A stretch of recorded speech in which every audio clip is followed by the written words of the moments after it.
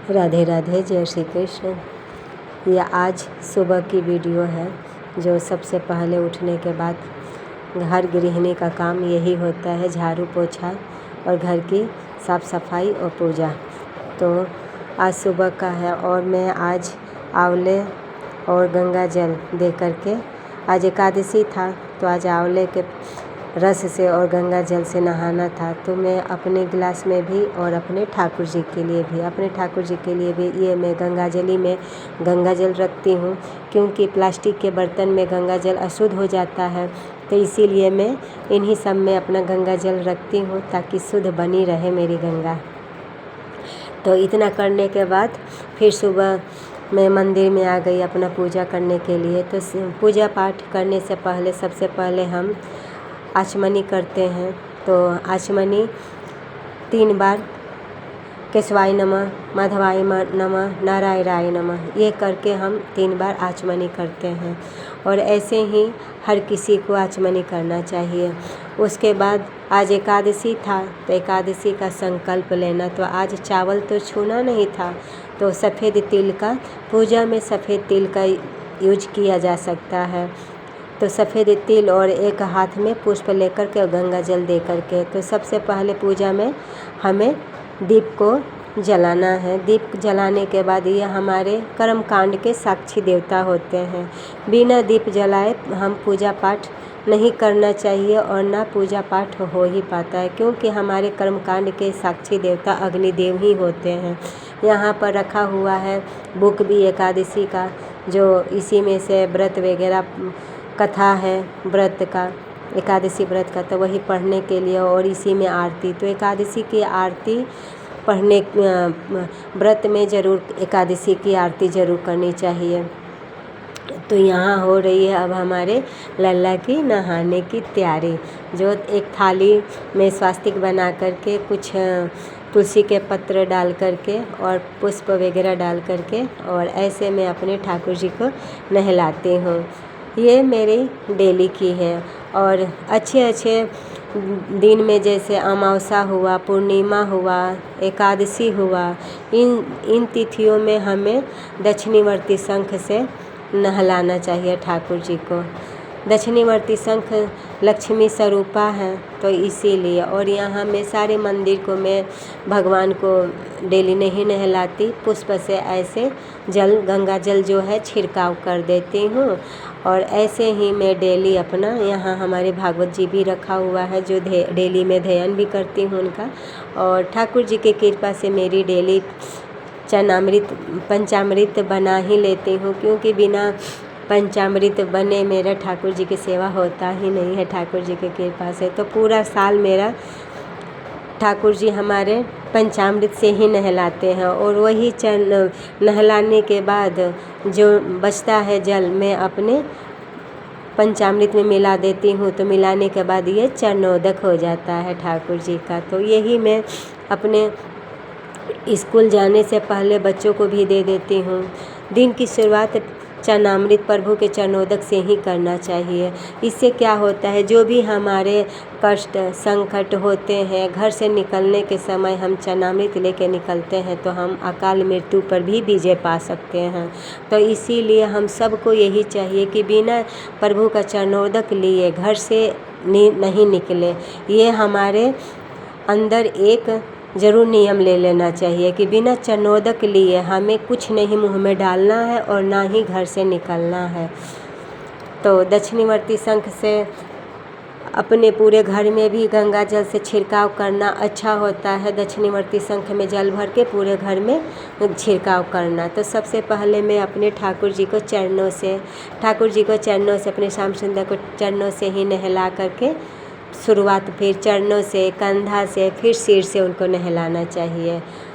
और वैसे ही शंख में भर करके पानी, जल, फिर पंचामृत जो तैयार हुआ है दूध, दही, घी, हनी, शक्कर से, वो तो मेरे ठाकुर जी तो डेली उसी में नहलाते हैं। तो ऐसे हमें कर लेना चाहिए। आज बहुत अच्छी एकादशी है, तो आज एकादशी के दिन हमें पीपल के वृक्ष के पास और अपने किचन में किचन में भी एक दीपदान जरूर करना है।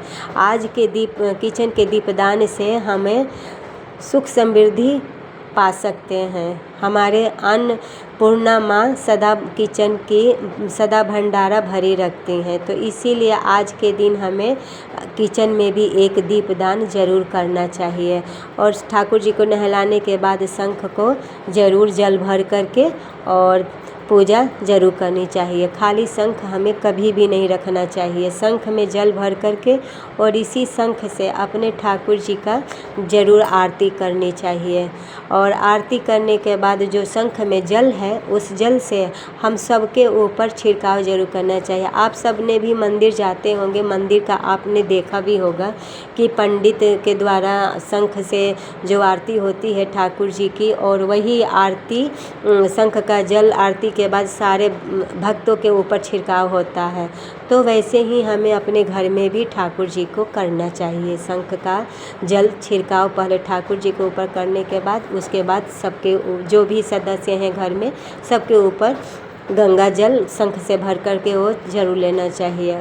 और डेली हमें एकादशी के दिन तुलसी जी के पास दीपक, और आज पीपल के पेड़ के पास दीपक, और हमें तुलसी एक दिन पहले तोड़ लेना चाहिए। और ठाकुर जी को उस दिन ज़्यादा से ज़्यादा तुलसी से अर्चन जरूर करना चाहिए ठाकुर जी की। कोई गुरु मंत्र है, उस गुरु मंत्र से आप ठाकुर जी को करके चरणों में समर्पित करो। तो आज हमारे लल्ला बहुत सुंदर दिख रहे हैं। आप सबको कैसे लगे लल्ला हमें ज़रूर बताना आप सब। तो श्रृंगार वगैरह करने के बाद अपने ठाकुर जी को इत्र सेवा जरूर करना चाहिए। इत्र सेवा करने के बाद उनको शीशा भी ज़रूर दिखाना चाहिए। ये हमारे जुगल जोड़ी श्याम प्यारे। आरती करने के बाद ही मैं उनको, माला थोड़ा छोटा बन गया था हमारे ठाकुर जी को, ये माला हुआ नहीं। और आरती के लिए हमें थाल सजा के फूल, और यही फूल जो डेली हमें कपूर और 2 लवंग डेली हमें आरती में यूज करना चाहिए। और जब हम आरती कर लेते हैं तो 2 फूल ठाकुर जी के चरणों में ज़रूर समर्पित करना है। ये कह करके कि ठाकुर जी ये हमारे हृदय का भाव जो है आपके चरणों में हम समर्पित करते हैं, हमारा भाव आप स्वीकार करो। तो ऐसे कह करके हम प्रभु को चरणों में ये दो फूल से हम सबको चरणों में चढ़ा देते हैं। इसीलिए आरती में ये फूल मैं पक्का ज़रूर रखती हूँ मैं। और आरती लेने के बाद फिर हमें प्रभु को आरती दिखाने के बाद ही हम सबको अपना आरती भी लेना चाहिए। और मोरपंखी से, चंवर से, शंख से हमें घर में भी अपने ठाकुर जी की आरती सेवा इसी तरह से करना चाहिए, अच्छा होता है। और आज ज़्यादा से ज़्यादा भजन कीर्तन ठाकुर जी की ज़्यादा से ज़्यादा करना चाहिए। मैं तो वैसे ही संध्या के समय में आरती वगैरह करने के बाद थोड़ा देर अपने मंदिर में सुबह और शाम ज़रूर भगवान नाम कीर्तन करना चाहिए। भगवान नाम कीर्तन ज़रूर करना चाहिए हमें अपने ठाकुर जी के सुबह और शाम। और अकेले भी कर सकते हैं और सबके साथ भी कर सकते हैं। अगर सभी परिवार मिल करके कर रहे हैं तो सबसे अच्छा है। ये देखिए मैं वैसे ही डेली मैं करती हूँ अपने घर के मंदिर की सेवा पूजा। और एकादशी के दिन हमें ज़्यादा खाने पर ध्यान नहीं देना चाहिए, फलाहार ही हमें खाना चाहिए। ज़्यादा जैसे कुट्टू हुआ, सिंघाड़ा हुआ, इन सब चीज़ों से हमें परहेज करना चाहिए। एक आरती करने के बाद फिर हम अपने ठाकुर जी को बंसी पकड़ा देते हैं। आरती के पहले बंसी नहीं पकड़ाती हूँ और भोग के समय में बंसी उतार के रख देती हूँ। फिर रात को भी ठाकुर जी का अपना बंसी रख देती हूँ, क्योंकि बंसी खुद साक्षात भोलेनाथ हैं जो बंसी के रूप में कलयुग में बंसी के रूप में है। तो इसीलिए बंसी अति प्रिय है ठाकुर जी को, क्योंकि वो हरि और हर एक दूसरे के ही हैं। तो इसीलिए तो ये सुबह से लेकर के शाम तक का ये मेरा दिनचर्या है। अब शाम हो गया है, शाम को भी मैं नहा के आई हूँ। और अभी तो कार्तिक का महीना भी आने वाला है और मैं हर एकादशी के दिन अपने ठाकुर जी को यहाँ मैं तुलसी जी के डंठल, सूखे हुए डंठल से मैं सब सारे दीप को जला रही हूँ। आप सब देख रहे हो। अभी तो कार्तिक का महीना ही आने वाला है, तो ज़्यादा से ज़्यादा तुलसी के से हमें आरती करना चाहिए। तुलसी की पूजा सेवा हमें ज़्यादा से ज़्यादा करना चाहिए। तो ये मैं हर एकादशी के दिन ऐसे मैं अपने ठाकुर जी के लिए करती हूँ। तुलसी जी के डंठल से आरती कर लो, चाहे दीप को जला लो। तो ये संध्या का समय है जो देहली पूजन हमें करना चाहिए और तुलसी जी के पास दीप जलाना चाहिए, पीपल के पेड़ में दीप जलाना चाहिए। तो ये सब हमें अच्छा लगता है करने के लिए और हम अच्छा कर सकते हैं। एकादशी का व्रत हमें करते ही रहना चाहिए। आप सबको राधे राधे, जय श्री कृष्ण। आज मौसम इधर अच्छा नहीं है। मौसम आज सुबह से लेकर के बारिश ही हो रहा है। आज आप सबको अगर ये वीडियो पसंद आई हो, कुछ अच्छी बातें लगी हो, तो आप सब ज़रूर लाइक कर देना और राधे राधे ज़रूर लिख देना। आप सबको फिर हम मिलते हैं अगले वीडियो में। तब तक के लिए बाय बाय, राधे राधे।